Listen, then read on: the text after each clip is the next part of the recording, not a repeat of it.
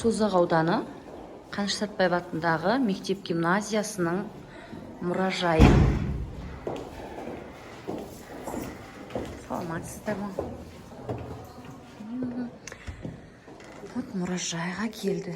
Үлкен шаһардың жанында орналасқан Шымкент ауылындағы Қаныш Сәтпаев атындағы тарихи өлкетану және педагогикалық мұражайына қош келдіңіздер. Саламатсыз ба? Бұл мұражай білімнің, мәдениеттің қалыптасуына ықпал ететін мекеме ретінде өскелең ұрпақтың тәрбиесіне берері көп. Мұражайдан ауылымыздың ұлы отан соғысына және еңбек ардагерлеріне арналған бұрышымыз бар. Ұлы отан соғыс ардагерлерінің салтанатты шеруге киген костюмдері, медальдары, өмірбаяндары, суреттері, барлық өмір тарихынан сыр шертетін тарихи мағлұматтары осы музейіміздің төрінде сақталған. Келесі бұрышымыз ұстаздық ету, өзінің уақытын аямау, өзгенің бақытын аялау демекші.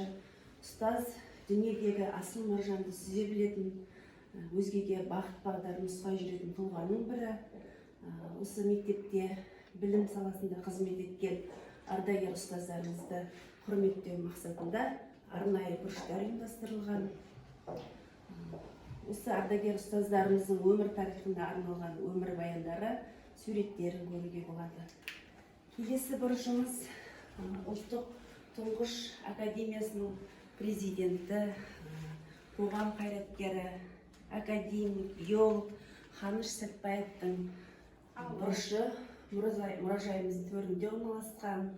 Сонау іргетасы 1927 қаланған білім ошағы өзінің тарихи жылдарында талай тума таланттарды төсінен түлетті. 1964 жылы осы Қаныш Сәтпаевтың есімі беріліп, 1983 жылы 1176 балаға арналған 3 қабатты зәулім ғимарат пайдалануға берілді. Содан бері өзінің білімін, қызметін жоғарғы дәрежеде атқарып келеді. Келесі бұрышымыз көне Шымкент шаһарынан табылған жәдігерлер. Қандай тамаша. Осы мектебімізде өлкетану базалық бағыты бойынша 5-11 сыныптар арасында музейге жәдігер сыйлау акциясы өткізіледі. Сол акция кезінде оқушылардың өздерінің осы көне Шымкент шаһарынан табылған жәдігерлерді осы мұражайымызға әкеліп өткізеді. Солай мұражай қоры толықтырып тұрады жыл сайын. Келесі бұрышымыз Қаныш Сәтпаев атындағы мектеп гимназиясының тарихындағы әр жылдардағы мектеп басшыларының суреттері. Бұл жерде атап айтар болсақ, Марал Тоқсанова апайымыз өзінің басшылық жылдарында осы Қаныш Сәтпаевтың мұражайын ашқан болатын 2016 жылы. Келесі бұрышымыз осы мектептің түлектері, ауылымыздың мақтаныштар азаматтары мен азаматшаларының суреттері. Қазіргі таңда еліміздің түкпір-түкпірінде әртүрлі қызмет саласында қызмет жасап жүрген азаматтар мен азаматшаларының суреттері.